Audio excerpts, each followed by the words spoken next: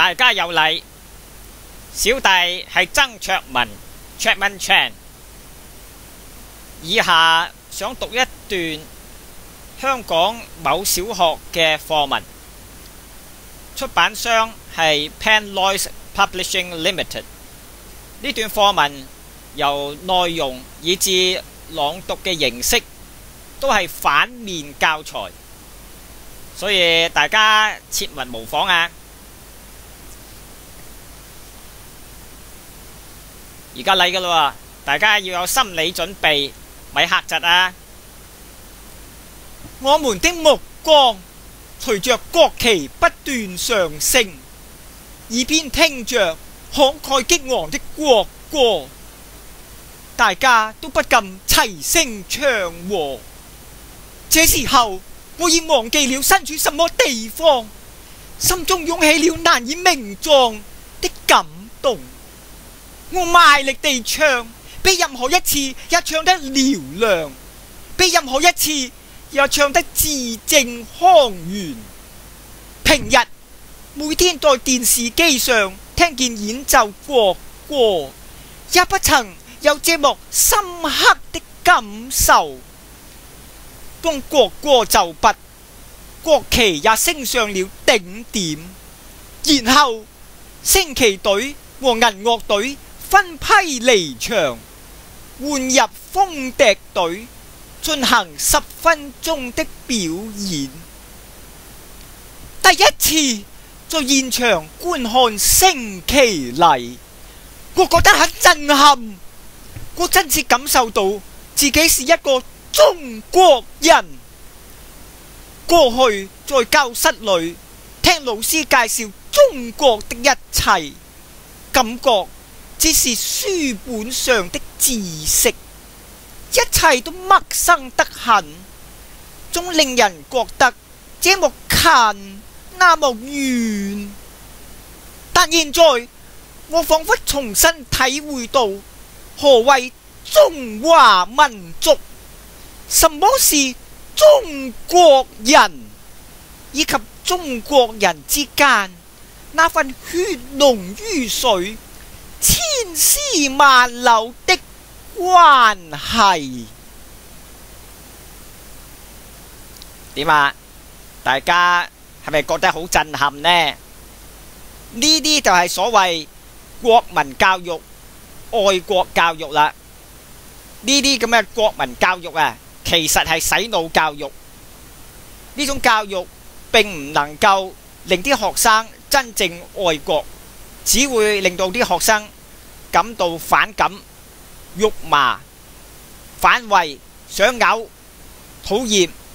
而如果學生同埋後生一代啊，從此討厭政治嘅話呢，港共政府同埋中共就已經達到佢哋嘅目的㗎啦。明唔明？其實真正愛國家嘅人係有要求嘅，唔係咁簡單嘅。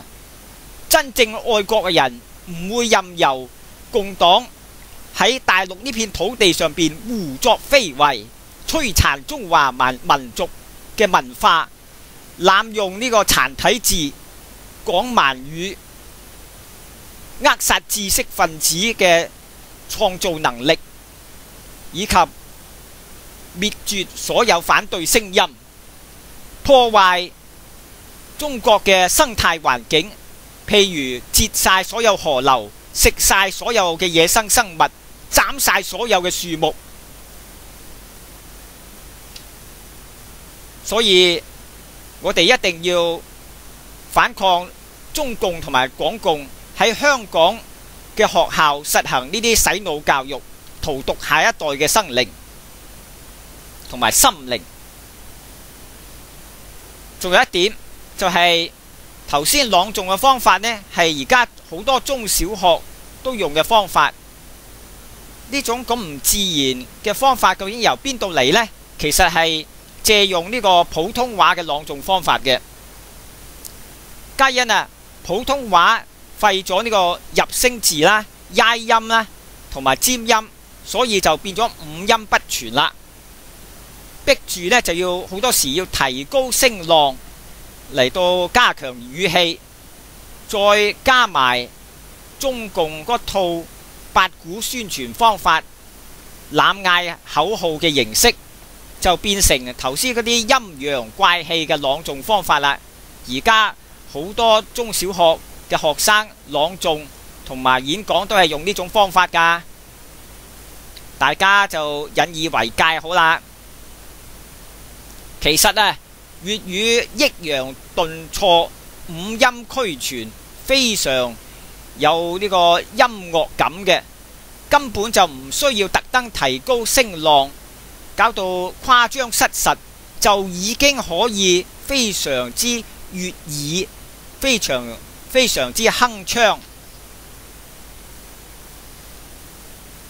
總結嚟講，今個禮拜5月13號，學民思潮將會舉行全港嘅反國民教育、反洗腦教育大遊行。